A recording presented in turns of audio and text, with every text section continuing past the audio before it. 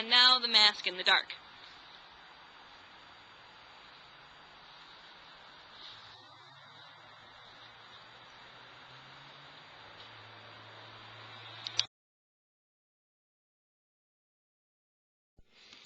Here are the supplies you'll need to make a werewolf mask like the one I'm making, where the jaw moves when you talk. We have fake fur, a pair of scissors, a masquerade mask from the craft store, and we've already cut the eyes to fit who's going to wear it, clear nail polish, some kind of rope or cord for the whiskers, elastic, hot glue gun, paint, acrylic paint is what I'm using, and foam. The craft foam in the thick and thin is really, really important. For the snout of the mask, I've taken the fun foam and cut it into a shape with a little M on the bottom. This doesn't have to be perfect. It'll turn out nicely no matter how you do it, as long as it assembles like this. That is going to be hot glued to the base of the mask and form our snout. Now for the lower jaw.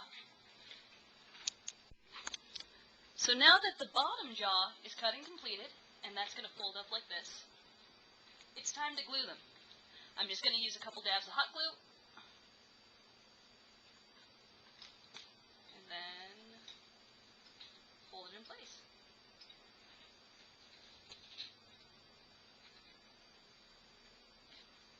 I'll do the same thing down here.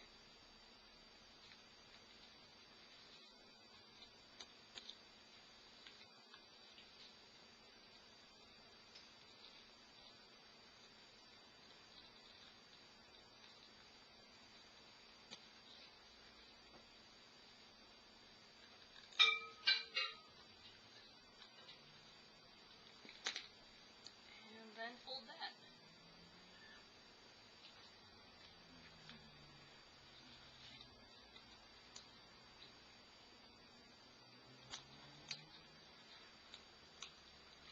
The next step is to use heat to hold them in the shape I want.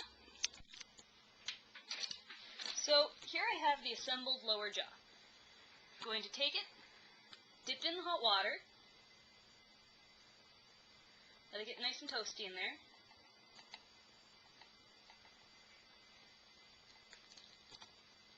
Hold it in the shape I want it.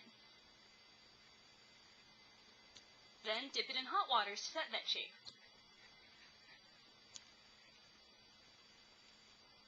Or cold water, sorry. And there we go. There's my shaped lower muzzle. The lower jaw is going to look really great. I've attached the elastic to the bottom jaw, and I've done that by punching 2 holes in the side, here and here, and then threading the elastic through.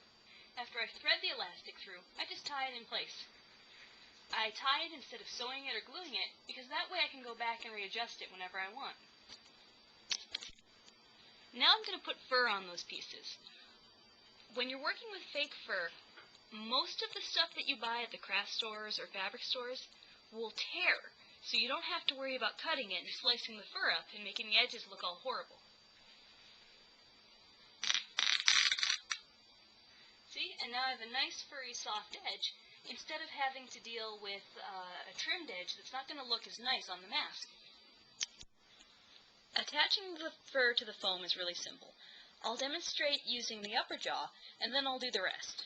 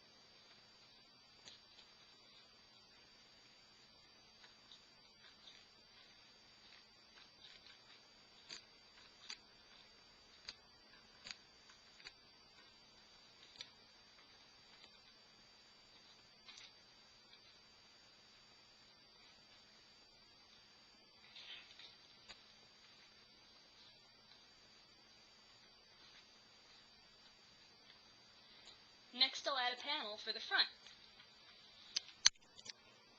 Actually, when I took a look at it, I didn't need to cut a separate front panel.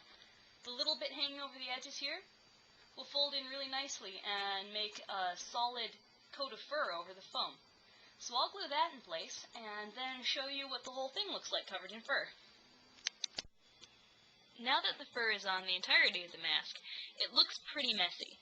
After this I'm going to trim it, and that's going to let it take the shape of the foam underneath. Until then, it's kind of hard to tell that this is a form-fitting assemblage of fur. Down at the bottom, under the chin, I added some Velcro for the heck of it. I was thinking of gluing it in place, but I decided the Velcro would be a better option. And here's the mask after trimming the fake fur and painting on shades and highlights using the acrylic paint. The nose is made out of foam, and I'll show you that in a second. Here's the tongue. I did the tongue and the nose the same way. I cut them out of a thick sheet of the foam, and then I textured them by stabbing them with a pen, and then dipping them alternately in hot and cold water while shaping them, just like we did with the muzzle and the lower jaw for them to hold their shape. Now that the mask is almost complete, we'll have some additions. The ears are just costume store ears I've painted to match. I'll glue fur onto the back later. And those lenses there are Sunsets. They're a brand of protective tanning lens for when you're doing lying down sun tanning booths. Okay, so here's how the mask works, but on the lower jaw.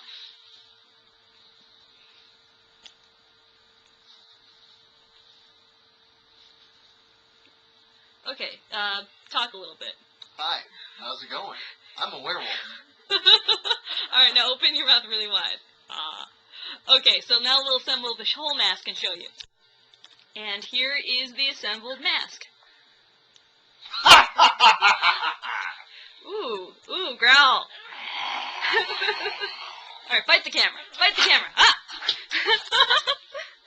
So it works out pretty well.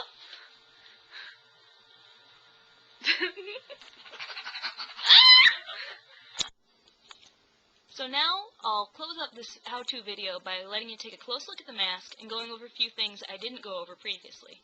The biggest is probably the teeth. I made those at the last second out of translucent Sculpey clay that I found in one of my craft drawers, and they turned out pretty well. If you're not familiar with polymer clays, you can buy them at any craft store, Walmart, whatever, and then you just bake them for 10 minutes and they come out nice and solid. The whiskers are made out of the leather cording. The ears I painted. Let's take a close look at the painting and the trimming. I painted texture on the ears, adding light highlights and dark shades, and then I glued fur on to make it more realistic and match in. Initially, these ears were beige color. On the nose and tongue, I used the clear nail polish to give it a wet appearance. It takes several coats because the foam absorbs the liquid nail lacquer. Here you can see the attached bit of whisker made of leather cord. It's just hot glued in place with a tiny dab. In the close-up of the lower jaw, you can see how I hot glued the Sculpey teeth to the inside of the foam after I'd finished baking them, and you can also see how the tongue turned out.